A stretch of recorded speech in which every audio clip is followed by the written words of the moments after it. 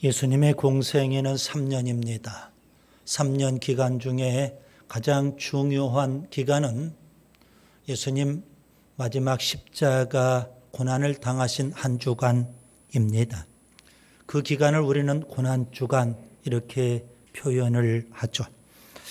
마가복음 1장부터 10장까지는 3년 동안 예수님의 공생의 사역을 기록하고 있습니다.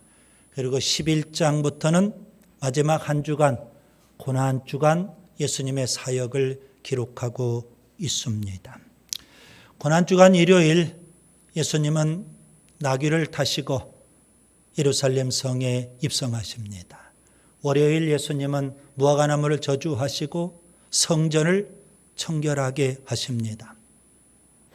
예수님이 성전을 청결하게 하신 것은 성전이 만민의 기도하는 집이 아니라 강도의 소굴이 되었기 때문입니다. 유대 교권자들은 예수님의 그러한 행위를 보고 예수님을 죽이려고 모의합니다. 화요일 예수님은 유대 교권자들과 아주 심각한 논쟁을 벌이십니다. 그들은 특히 세 가지 측면에서 예수님과 논쟁을 벌이고 있습니다. 첫 번째는 제사장들입니다. 예수님에게 권위 문제를 제기하죠.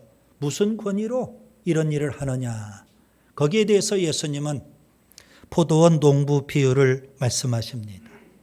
포도원 농부 비유를 통해서 예수님은 어떠한 분이실까요? 그걸 우리가 배울 수 있습니다. 예수님은 하나님의 아들이시고요. 그리고 교회의 주인이 되십니다. 하나님의 주권을 인정하는 믿음이 참 중요합니다. 하나님을 믿는다고 하지만 유대 교권자들이 그랬죠. 그들은 포도원의 악한 농부들과 같습니다. 주권을 인정하지 않습니다. 오늘 예배당 안에 있는 우리 모두가 하나님의 주권을 인정하는 믿음이 필요한 줄 믿습니다. 두 번째는 바리새인들과 헤롯 당원들입니다. 그들은 세금 문제를 제기합니다.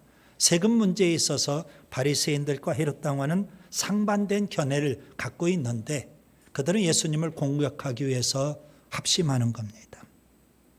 예수님은 그들에게 가이사의 것은 가이사에게, 그러나 하나님의 것은 하나님께 바치라 이렇게 말씀하십니다. 해석이 중요합니다. 가이사의 것 물론 있습니다. 세금 내야 됩니다. 하나님의 것 물론 하나님께도 바쳐야 됩니다. 그러나 예수님은 가이사의 것과 하나님의 것을 동등하게 취급하지 않으십니다. 가이사의 권세, 그 시대에는 최고의 권세였지만 보이지 아니하시는 하나님의 권세가 더 큽니다. 그래서 예수님은 가이사에게 바쳐라 보다도 하나님께 바쳐라, 그 부분, 그 말씀을 더 강조하신 겁니다. 그리고 세 번째, 오늘 본문에 등장하는 사두개인들입니다. 그들은 예수님에게 부활 문제를 제기합니다. 여러분, 오늘 본문을 좀 더 자세히 관찰해 보면 두 부분으로 나누어짐을 알 수가 있습니다. 본문 18절부터 23절까지 사두개인들의 질문이고요. 그리고 24절부터 27절까지 예수님의 답변입니다. 예수님은 결론적으로 27절에 이렇게 답변하십니다. 하나님은 죽은 자의 하나님이 아니라 산 자의 하나님이십니다. 오늘 설교 제목은 예수님이 하신 말씀을 그대로 인용해서 산 자의 하나님 이렇게 표현했습니다. 우리 한번 따라서 하겠습니다. 산 자의 하나님. 본문을 통해서 저는 세 가지를 말씀드리려고 합니다. 첫째, 사두개인들은 부활을 믿지 않습니다. 우리 주변에도 보면 부활을 믿지 못하는 사람들이 많습니다. 예배당 밖의 사람뿐만 아니라 심지어 예배당 안에 있는 사람 가운데서도 부활을 믿지 못하는 사람들이 의외로 많습니다. 예수님 당시에 유대교에는 세 개의 종파가 있었습니다. 우리가 잘 아는 바리새파, 그리고 오늘 본문에 나오는 사두개파, 그리고 성경에는 직접 언급되어 있지 않지만 에세네파라는 또 종파가 있습니다. 그 대표적인 사람을 아마도 세례 요한 이렇게 우리가 추정합니다. 바리새파, 사두개파, 에세네파 다 유대교에 속한 종파들인데요. 오늘 사두개파는 어떤 사람들일까요? 사두개파, 사독의 후예들이라고 보시면 됩니다. 그럼 사독은 어떤 사람일까요? 아주 유명한 대제사장입니다. 특별히 다윗 때 그리고 솔로몬 시대 때 대제사장을 했던 사람이 사독이고요. 그의 후예들이 사두개파 이렇게 보시면 됩니다. 예수님 당시에는 이 사두개파 사람들이 유대의 정치 권력을 독점했습니다. 제사장 세력들이었고 그리고 귀족 세력들이었습니다. 그래서 그들은 정치적으로 그 당시 로마 식민지니까요. 로마 제국에 대해서 우호적입니다. 타협하는 그런 입장에 있었고요. 종교적으로는 아주 보수적인 입장을 취하고 있었습니다. 그들은 바리새파와는 좀 다릅니다. 사두개파는 구약 성경 가운데 특별히 모세 오경, 창세기, 출애굽기, 레위기, 민수기, 신명기를 모세 오경이라고 합니다. 모세 오경만 성경으로 그렇게 인정을 합니다. 바리새파는 모세 오경뿐만 아니라 그 밖의 성경들도 다 인정하죠. 그리고 그들은 장로들의 전통, 장로들의 유전, 그러한 것도 성경과 버금가는 그런 권위로 인정을 합니다. 그래서 바리새파는 이 장로들의 전통을 아주 소중하게 여겼죠. 그런데 사두개파는 그런 장로들의 전통 전혀 인정하지 않습니다. 단지 모세 오경만 성경으로 인정을 합니다. 자, 그들은 모세 오경을 신봉을 해요. 그런데 모세 오경 안에는 부활에 대한 가르침이 없다는 겁니다. 내세에 대한 가르침이 없다는 겁니다. 그래서 그들은 부활도 믿지 않고 내세도 믿지 않습니다. 여러분 오늘 본문 18절을 보세요. 사두개파 사람들을 가리켜서 부활이 없다 하는 사두개 사람들 이렇게 표현합니다. 부활이 없다는 겁니다. 사도행전 23장 8절에 보면 이는 사두개인은 부활도 없고 천사도 없고 영도 없다 하고 바리새인은 다 있다 함이라. 이렇게 바리새인과 사두개인은 교리적으로도 굉장한 차이가 있습니다. 한마디로 사두개인은요, 한 손에는 모세 오경을 들고 있습니다.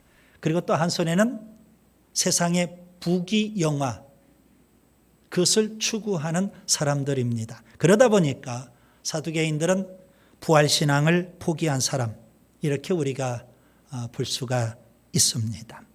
그런 그들이 예수님 앞에 와서 부활 문제를 제기하는 겁니다. 부활이 없다는 것을 지금 주장하기 위해서 예수님 앞에 부활 문제를 꺼내는 겁니다. 그들은 부활 문제를 얘기할 때 고대 세계 결혼 관습 가운데 하나를 예로 듭니다. 그것을 계대 결혼 이렇게 표현합니다. 계대 결혼이라는 것은 형이 결혼을 했는데 대를 잇지 못하고 죽었어요. 그러면 동생이 그 형의 집안의 대를 잇기 위해서 형수와 결혼해서 사는 제도, 이것을 계대 결혼이라고 합니다. 혹은 수혼 이렇게도 표현합니다. 형수수 혼이랄 혼 해서 수혼이라고도 표현합니다. 이 계대 결혼이라는 풍습 관습은요, 유대교의 외경인 토비서에도 나오는 거고요. 성경에는 신명기에 언급되어 있습니다. 여러분 오늘 본문 19절은 신명기 25장 5절의 말씀을 인용한 겁니다. 같이 한번 보겠습니다. 선생님이여, 모세가 우리에게 써주기를 어떤 사람의 형이 자식이 없이 아내를 두고 죽으면 그 동생이 그 아내를 취하여 형을 위하여 상속자를 세울지니라 하였나이다. 이게 바로 계대 결혼의 풍습입니다. 이것을 언급하면서 그들은 예수님에게 질문을 던집니다. 본문 23절. 7사람이 다 그를 아내로 취하였으니 부할 때 곧 그들이 살아날 때에 그 중에 누구의 아내가 되리이까? 7 형제가 있었는데 큰형이 결혼했는데 자식이 없이 죽었어요. 그래서 계대 결혼 풍습대로 둘째가 그 큰형수와 또 결혼해서 삽니다. 그런데 또 자식을 낳지 못하고 죽습니다. 7 형제가 다 그렇게 죽었다는 겁니다. 참 끔찍한 집안이 있죠. 아무튼 그런 가정하에, 자 그러면 부활이 있다면 부활 때에 이 여자는 누구의 아내가 되겠느냐, 이겁니다. 너무 혼란스러운 거고, 그리고 생각하기에 너무 끔찍한 일이 벌어질 거라는 겁니다. 그러니 아예 그런 생각하지 말자, 부활이란 없다, 이렇게 그들이 주장하고 있는 겁니다. 사두개파 사람들이 부활을 믿지 못하는 이유 3가지를 우리가 생각해 볼 수 있습니다. 첫째는 표면적인 이유입니다. 계대 결혼하는 관습대로 한다면 부활 이후에 너무 사회가 혼란스러울 거라는 겁니다. 그러니 부활은 없다, 이렇게 주장하는 거고요. 2번째 이유는 성경적인 이유입니다. 그들이 신봉하는 모세 오경에 부활에 대한 가르침이 전혀 없다. 그러니 부활을 믿을 수 없다는 겁니다. 3번째 이유는 실질적인 이유가 있습니다. 서두에도 말씀드린 대로 사두개파 사람들은요, 모든 교권을 다 누리며 삽니다. 그리고 세상의 부귀영화를 다 누리며 삽니다. 그래서 그들은 죽음 이후 부활 이런 것 싫습니다. 내세 싫습니다. 지금 이 땅 현세가 너무 좋습니다. 그래서 내세보다 그들은 현세를 더 선호하기 때문에 부활이 없다 주장하는 겁니다. 아마도 3번째 이유 때문에 그들은 더더욱 부활을 믿고 싶지 않았을 겁니다. 여러분, 우리가 이 땅에서 부귀영화 누리는 것 참 좋습니다. 그러나 사두개인처럼 그렇게 가버리면 안 되는 겁니다. 우리가 부귀영화를 하나님께서 주셔서 누리면 참 좋겠지만, 혹은 부귀영화를 누리면 누릴수록, 그럴수록 우리는 더더욱 천국을 추구하고 내세를 더 소망하며 살아야 하는 줄 믿습니다. 사두개파 사람들처럼 세상의 부귀영화, 세상의 모든 교권 다 누리며 살면 뭐합니까? 여러분, 오늘 우리 시대에도 어떤 목사님들은 너무 교권에만 혈안이 되어 있습니다. 어떤 성도는 너무 세상 부귀영화만 혈안이 되어 있습니다. 예배당 안에 있는 하나님 백성이라고 하는 우리들 가운데서도 돈이 최고다, 그런 사고를 갖고 있는 사람들이 의외로 많습니다. 다 사두개파 같은 사람들입니다. 둘째, 하나님은 산자의 하나님이십니다.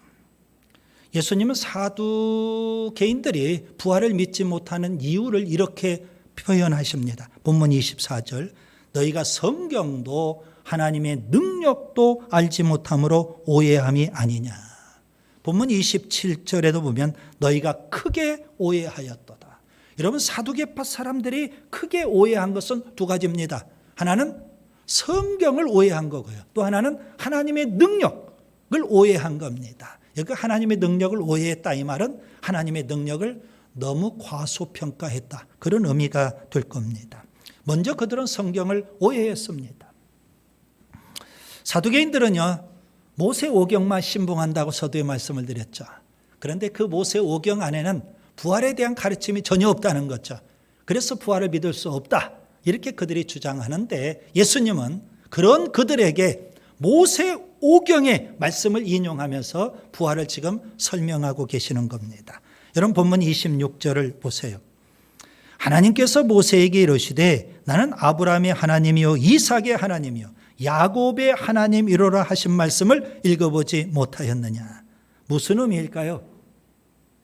예수님은 친절하게 설명해 주십니다. 본문 27절, 하나님은 죽은 자의 하나님이 아니요 산 자의 하나님이시라. 여러분, 여기서 예수님은요, 아브라함, 이삭, 야곱을 죽은 자가 아니라 산자라고 표현했다는 이 말씀을 여러분 주목하셔야 되는 겁니다. 아브라함과 이삭과 야곱은요, 벌써 수천 년 전에 이미 죽은 사람들입니다. 죽은 자입니다.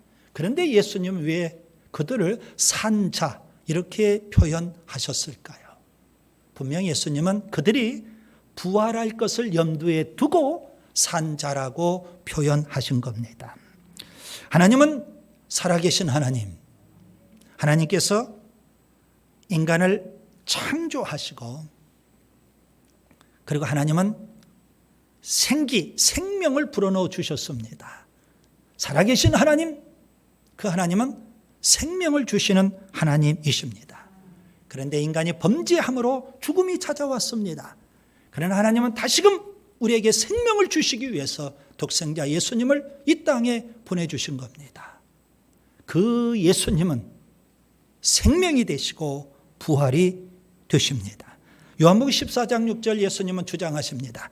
내가 곧 길이요 진리요 생명이니 나로 말미암지 않고는 아버지께로 올 자가 없느니라. 예수님은 생명이 되시는 겁니다. 그 예수님은 지금도 우리에게 도전하시면서 질문하십니다. 요한복음 11장 25절 26절 나는 부활이요 생명이니 나를 믿는 자는 죽어도 살겠고 무릇 살아서 나를 믿는 자는 영원히 죽지 아니하리니 이것을 내가 믿느냐. 주님의 질문 앞에 우리가 답해야 되지 않을까요? 여러분, 사두개인들이 이렇게 성경을 오해하고 있습니다. 분명히 예수님은 모세오경을 통해서 부활이라는 것을 설명하고 계십니다. 그리고 또 사두개인들은요, 하나님의 능력도 과소평가하고 오해를 했던 겁니다. 왜 그랬을까요? 현세와 내세를 혼동하기 때문에 그렇습니다. 그들은 내세에도 현세처럼 시집가고 장가가는 것으로 착각을 했던 겁니다. 그런 착각 속에는요, 만약 부활이 있다면 지금처럼 우리 육신으로 부활하는 것으로 오해를 한 것이 아니겠나, 그렇게 생각해 볼 수 있습니다. 예수님은 이렇게 말씀하시죠. 본문 25절 사람이 죽은 자 가운데서 살아날 때에는 장가도 아니가고 시집도 아니가고 하늘에 있는 천사들과 같으니라. 여러분, 장가도 아니가고 시집도 아니간다면 부활 이후는 어떻게 된다는 걸까요? 사람이 남성도 없고 여성도 없고 중성이 된다는 말일까요? 아니면 천사가 된다는 말일까요? 그것도 저것도 분명 아닙니다.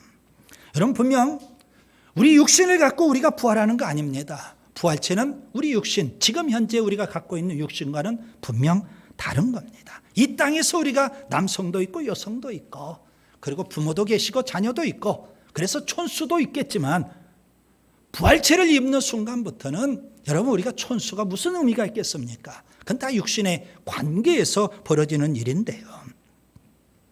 여러분, 부활하면 주님 말씀대로 시집도 안 가는 거고 장가도 안 가는 겁니다. 육신의 일을 하는 것이 결코 아니라는 말씀입니다. 천사처럼 영적인 세계에 우리가 들어가서 살게 되는 겁니다. 죽음 이후에 부활이 분명 있습니다. 이 부활은 하나님의 능력인 줄 믿습니다. 그 하나님의 능력을 알지 못해서 사두개인들은 부활이 없다 주장했던 겁니다. 하나님은 어떤 분이실까요? 죽은 자의 하나님이 아니라 산 자의 하나님이십니다. 그 다음에 세 번째, 진정한 믿음은 부활을 믿는 믿음입니다. 여러분, 부활이라는 이 주제를 사두개인들처럼 논쟁거리로 삼으면 절대 안 됩니다. 사두개인들은 대제사장 사독의 후예라고 말씀을 드렸습니다. 그렇다면 제사장 집안 아닙니까? 얼마나 하나님을 잘 섬기면 하나님을 잘 믿는 그런 집안 아니겠습니까? 그런데도 불구하고 그들의 믿음은요, 거짓된 믿음에 불과합니다. 왜냐하면 부활을 믿지 못하기 때문에 그렇습니다. 사도 바울은 고린도전서 15장에서 진정한 복음의 핵심을 말씀합니다. 그 복음의 핵심은 뭘까요? 예수님 십자가에 죽으셨다. 예수님 부활하셨다. 이것이 바로 복음의 핵심입니다.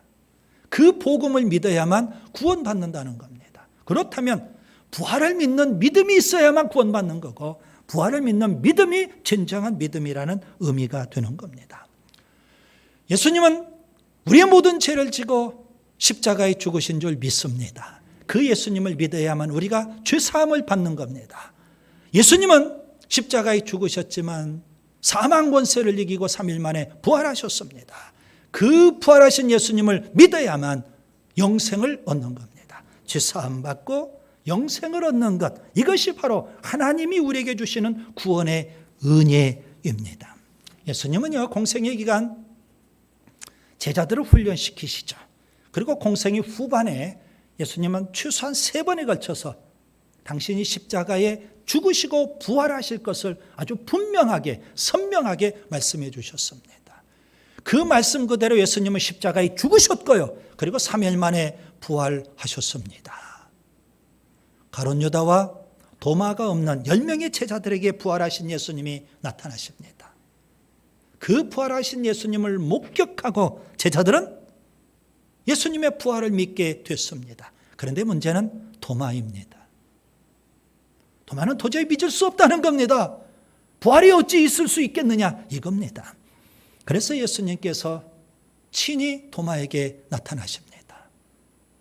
못 박힌 손을 보여주시고 창에 찔린 옆구리를 보여주시면서 예수님께서는 도마에게 도전하십니다. 믿으라는 겁니다.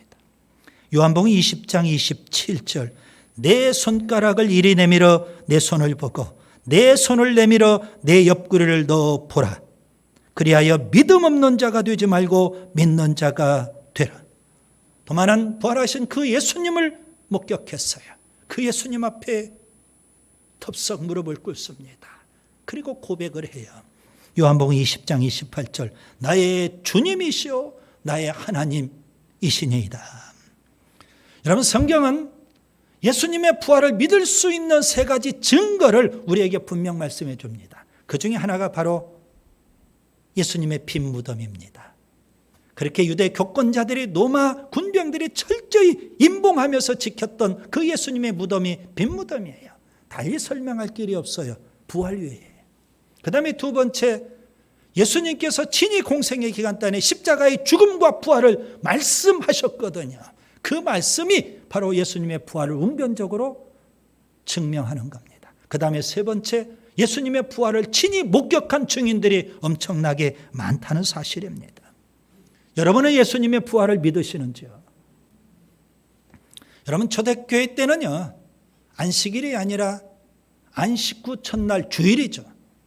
주일마다 그들은 모여서 하나님을 예배했습니다. 그 전통이 오늘 우리 시대까지 이어져 오고 있는 겁니다. 여러분, 왜 우리가 주일날 모이는 겁니까? 초대교회 성도들은요, 예수님의 부활을 기념하기 위해서 안식일이 아니라 주일날 모여서 그들은 하나님을 예배했던 겁니다. 우리는 부활신앙을 갖고 매 주일마다 모여서 하나님을 예배해야 되는 줄 믿습니다. 에스겔 37장에 보면 에스겔 선지자가 환상을 봅니다. 해골 골짜기 환상입니다. 환상 가운데 뼈들이 질비한데 다 바싹 말라버린 뼈들입니다. 해골입니다. 그때 하나님의 음성이 들리죠. 인자야, 이 뼈들이 능히 살겠느냐. 에스겔 선지자가 보니까 도저히 살아날 가능성이 없는 겁니다. 그래서 주저하고 있어요. 그때 하나님께서 명령하십니다. 대언해라. 하나님 말씀 전하라는 겁니다. 여러분, 에스겔 선지자는 마른 뼈들 앞에서 설교를 하는 겁니다. 하나님 말씀을 전해요. 그가 하나님 말씀을 전하는데요, 그때 기적이 나타나는 겁니다. 마른 뼈들이 살아나요. 지극히 큰 하나님의 군대가 되는 겁니다. 그게 바로 교회예요. 여러분, 교회란 부활을 믿는 하나님의 군대입니다. 여러분, 우리가 부활의 새 생명으로 살아야 되고요, 부활의 위대한 증인들이 될 수 있기를 바랍니다. 이제 말씀을 정리합니다. 사두개인들은 부활을 믿지 않습니다. 그들은 성경도 하나님의 능력도 오해했고요, 그보다도 더 깊은 곳을 들여다보면 그들은 교권, 거기에 취해 있었고 세상의 부귀영화에 취해 있었어요. 내세보다 현세가 더 좋거든요. 여기가 좋사오니. 그래서 부활이고 뭐가 없다는 겁니다. 그들은 부활을 애써 믿고 싶지 않았던 겁니다. 그러나 하나님은 어떤 분이실까요? 죽은 자의 하나님이 아니라 산 자의 하나님이십니다. 하나님 우리에게 생명을 주시고요. 부활의 생명, 영원한 생명, 영생을 주시는 줄 믿습니다. 여러분 부활의 새 생명으로 살아야 되겠고요. 부활의 위대한 증인들이 될 수 있기를 바랍니다.